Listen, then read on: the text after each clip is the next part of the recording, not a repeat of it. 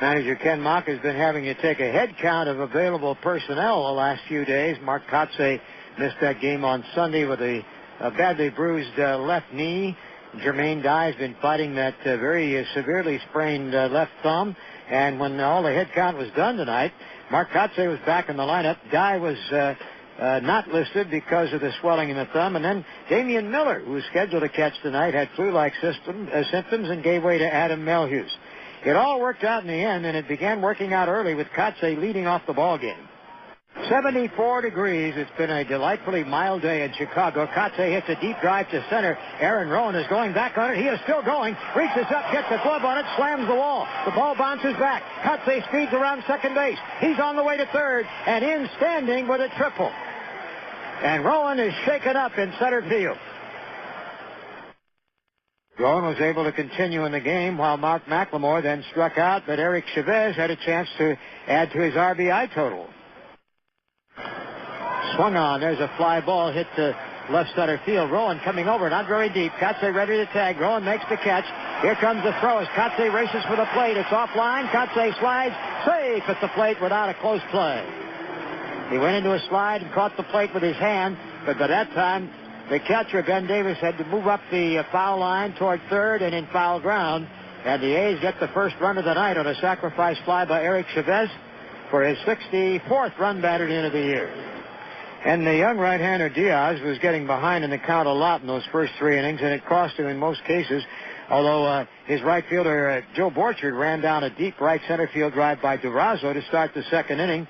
Diaz then gave the A's a little look-see when he walked Burns. And although he struck out McMillan, there was more trouble ahead because Adam Melhuse, in the game as a late addition, singled to right field. Runners were at first and second for Bobby Crosby, hoping to improve on the recent slumping ways at the plate. Crosby with 17 home runs.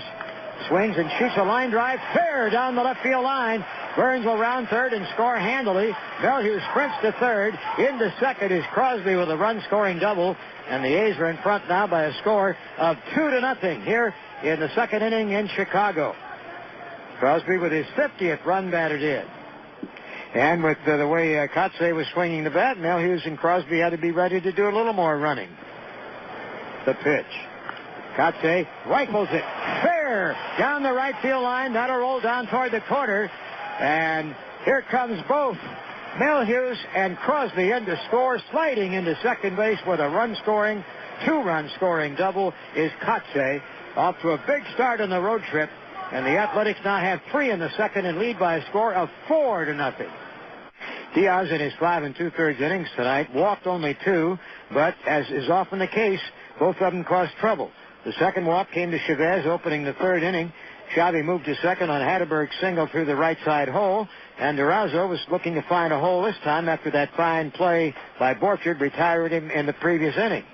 And here's the pitch on the way, and Durazo strokes it to center field for a base hit. Chavez is to third. Up with the ball is Rowan, and Chavez will score without a throw. Stopping at second is Hatterberg. Durazo singles to center, and it's 5-0 Athletic.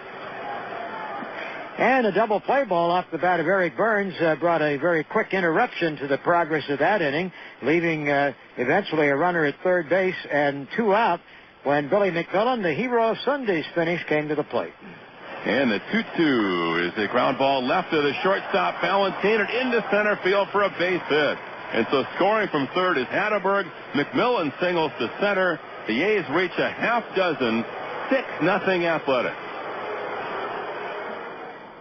And after that, the A's bats went pretty silent. Diaz seemed to get the hang of the thing. He got Melhuse to end the inning. That started a string of 9 straight batters retired until Melhuse had an infield hit in the 6th inning. And meantime, as the bullpen came on with 2 out in the 6th, the A's did nothing against the pen until the 9th. Meantime, the only run on the board for the White Sox until the final inning was put up by Rowan and Carlos Lee, the first 2 batters in the 4th inning. Rowan had the first of his 2 doubles down the right field line, and Lee, who right now is the one remainder of the big 3 bombers in that lineup of Ordonez and Frank Thomas and Lee, still has that punch in his bat. And now the 3-2 delivery, and Lee, it's a line drive base hit left center field. That'll score Rowan easily as Kotsay plays it back. Lee singles to left center, and the White Sox are on the board. Bottom of the fourth, 6-1 Athletics. But that was the end of the line as far as the offense was concerned against Hardin. He threw a double play ball to Konerko and struck out Everett, and that started a run of 11 out of the next 12 batters retired. The only exception being a Rowan double with 2 out in the 6th inning. Quickly, Lee was retired after that.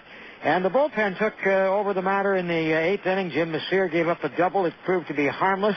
And then in the 9th inning, Arthur Rhodes was on the hill.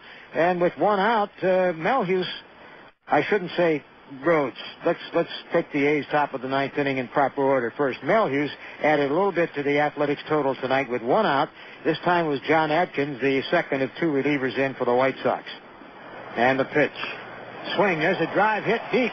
Back into right center field. And that ball is gone.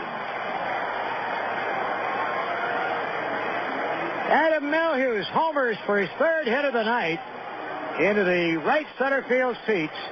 Melhuse with his 9th home run of the year. 25 runs batted in. He was a late entry into the starting lineup. Damian Miller had to scratch with flu-like symptoms, and a 3-hit night ensues for Adam Melhuse. The A's now lead 7-1. And as noted, Rhodes did come in the bottom of the 9th inning. There was a bit of a speed bump momentarily when Carlos Lee drilled a line drive homer into the seats or into the bullpen in left field, his 25th of the year, but that just added 1 to the White Sox losing total. And in the end, after the strikeout of Everett ended the ball game, the Athletics had a nice solid 7-2 victory, and Rich Hardin continued to be the consistent pitcher he has been since the All-Star break. 6 straight in the winning column and a 9-5 record for the campaign. And it's time